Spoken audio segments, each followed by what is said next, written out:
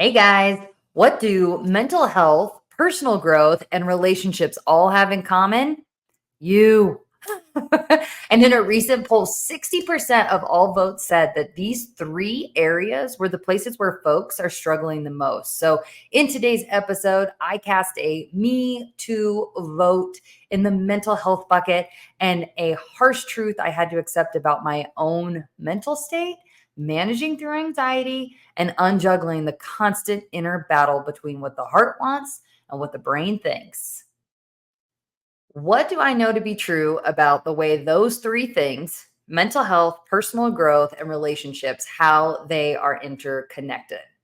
Well, let's just say I remember being in a dark hole of depression, fetal position, pressed between the bed frame and the wall, feeling alone, useless, and disconnected from everyone and everything, including the living, breathing heartbeat in my own chest.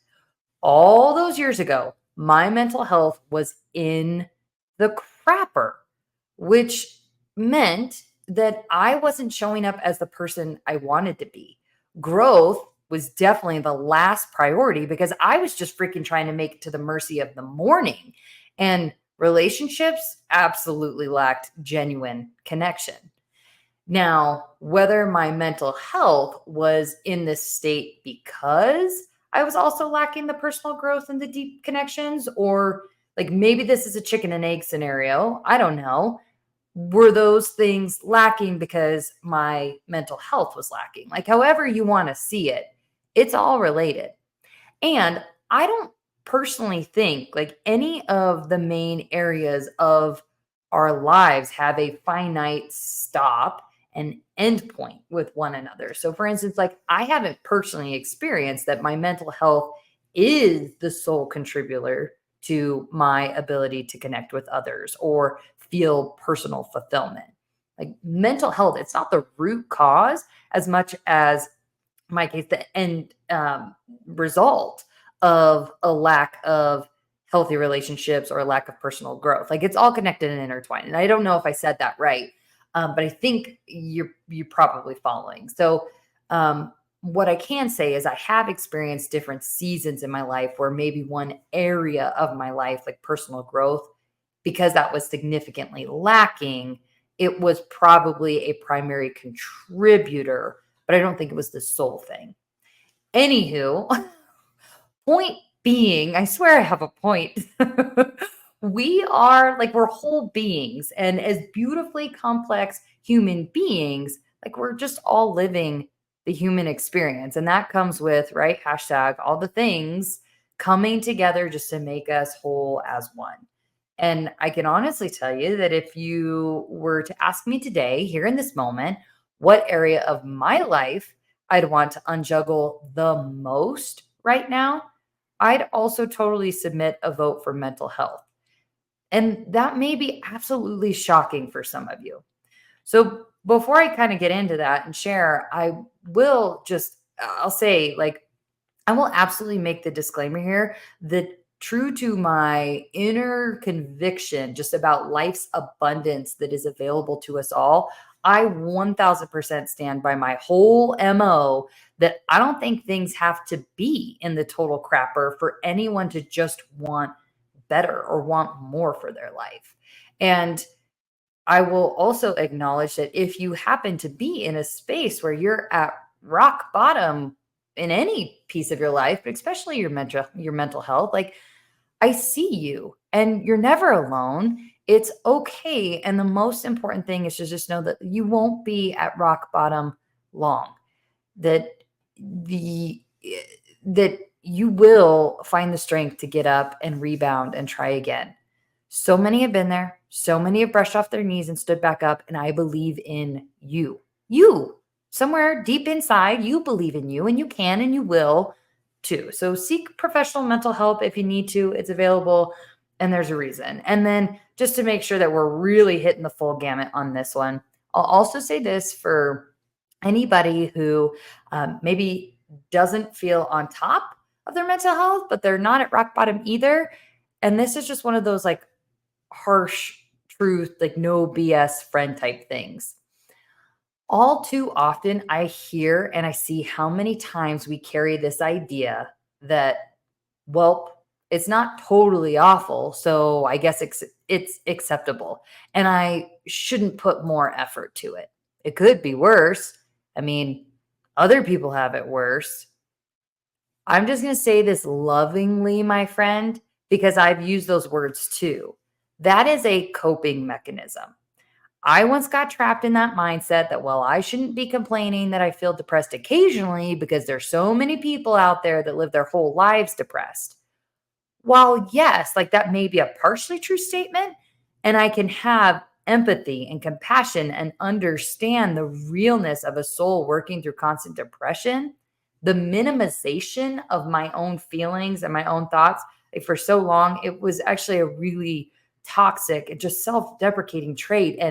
And it became what I was tolerating, like what I was tolerating for my life. And I had to stop. So just recognizing what I was doing, when I was doing it, and then the general just awareness around it being a coping mechanism, that allowed me to adopt a newfound perspective around just being worthy of my own thoughts and my feelings, like regardless of what others were experiencing. So the same is true for you. Like you get to set your own standard of measurement, and it doesn't have anything to do with what anyone else is or is not going through. Your thoughts, your feelings, your responses, like you have a right to experience it in all the ways you want to allow or create. Okay, so for me today, like I said, my mental health is not in the crapper. In fact, to be taking the risks I'm taking right now in my life and to be passionately showing up for my dreams, like my mental toughness and conditioning, it's actually probably an all-time high for me. But I still struggle. I struggle with, I would say three things come to mind. Negative self-talk more than I would like. I struggle with the way I'm feel like I'm keeping anxiety at bay and managing it, but I'm not 100% convinced that's necessarily like thriving in the anxiety department. And I definitely struggle with the brain versus soul conflict constantly. Negative talk. You know what? I'll release an episode next week about this one because language, especially the language we use with ourselves, OMG, it is so powerful. And this has hands down been one of the primary tools like in my tool belt for so long that has absolutely helped me get to this point in my journey. And yes, like folks, you heard it here first. I'm living, breathing proof that you can absolutely have tools in your tool belt that you either don't use enough to help you live the life you want, or you can know these things, apply these things, and you still have more work to do. It's called constant growth, and it's amazing. So, just the summary on negative talk would be just that words absolutely have real power, and what we tell ourselves, we absolutely do end up believing. All right, now the anxiety. Woo-hoo. Anytime I hear the word, like feelings of getting through an airport kind of fill my body. Like anyone else, like from the moment I start thinking about the traffic on the way to the airport, will I get there in time? What if there's an accident and the only road to the airport is shut down? And when I'm finally there, now going through security, I've checked for my ID only 20 times, but I should probably check again just in case I don't have it. Do I leave my shoes on or do I take them off? And what if one gets stuck in the scanner thing? Or gosh, did I take my favorite little knife out of my purse? Because now I've checked my bag and I've never had to mail anything back, but what if I had to mail something back? Would I just toss it? Oh, great. Now I'm through security, but what if my plane gets to a different gate? And now I'm running from one gate to another at last minute. Sweet baby Jesus, just get me on the plane. Yeah, that's really what goes through my brain. You're welcome. Glad I could share probably that little piece of entertainment. Like I gotta actually unwind here a little bit. Like you gotta appreciate. Oh man, these episodes, they are unedited. I just show up because the struggle is so real, but said so is the joy. So this is what you get. Whew, okay. So the anxiety I'm feeling right now. No, it's not just when I need to travel, but it still feels the same. So for me right now, it's this very natural, I assume, anxiousness just around the unknown. And I know for a fact I'm not the only one. I mean, anxiousness around the unknown. I think that that's pretty common. So, like, sure, while I willingly embrace and find great thrill and exhilaration in the unknown journey ahead, it also totally stirs up the usual anxiety. And maybe even I would use the word like fears of the unknown. I'll joke about the ways this anxiety comes up for me, like, OMG, where am I going to park at the restaurant tonight? Or silly stuff like that. If I'm willing to set the realistic humor aside, like the real fears of the unknown and the real anxieties lie in things like, will I be able to provide for my family? Will I be able to create a life we're proud of? Like, will I make the right call with this business or this career choice? Will I effectively manage my finances? Will I be able to deeply connect with those I love and be present with them? Will I show up at the right time with the right message for the right people? Like, will I make a difference? So, how am I unjuggling this one? I tend to manage this anxiety through a mix of faith and willingness to accept the things I can and the things that I cannot control. Honestly, though, I know there's going to be things out of my control, and I just accept that those are things that a higher power, my maker above, is watching over and is caring for, that He has a great plan for my life. I also recognize that I have a responsibility to show up and do the things I say I'm going to do. So if I have anxiety about my ability to connect and be present with the ones I love, well, then I have a responsibility to be really intentional about making devoted time for these people. So if I have anxiety about like effectively managing my finances, well, then I have a responsibility to increase my financial IQ and to do things like create and manage a budget and hold myself accountable to not going to Starbucks every single day, like that kind of stuff. So, where do I have a responsibility to show up versus where do I need to have just full faith and trust in obedient surrender to what I know to be true about God's greater plan for my life? It's a balance. And in this beautiful season for me right now, the balance is tilting heavily on the face side versus the what I can control side. And I'm super at peace with that and know that it's exactly how it's supposed to be. And then last, but probably most prominent mental health struggle for me right now is just this whole battle between like what my brain is communicating to me all day long versus what my gut instincts and what I would say like my soul is trying to communicate to me, because I don't feel it's always the same. And if you're sitting here thinking, oh, gee, she's about to get real philosophical, yeah, that ain't my jam. So don't worry. I, love a heartfelt, deeply rooted conversation on this topic. And I find it fascinating, but I recognize that it's not most people's source of excitement. So I'll just say there's been a lot. And I mean a lot of work. Like others have devoted their entire lives to learning, experiencing, and teaching all about this brain versus soul concept. I'm just saying I'm feeling it. I think that once upon a time, like the scenario would play out like my brain convincing me that I needed to show up at this event or that meeting. But my soul knowing that the event or the meeting really wasn't right for me from the beginning. Or like my brain saying I needed to decline the opportunity because it wasn't something I was ready for. But my soul saying the opportunity was absolutely meant for me.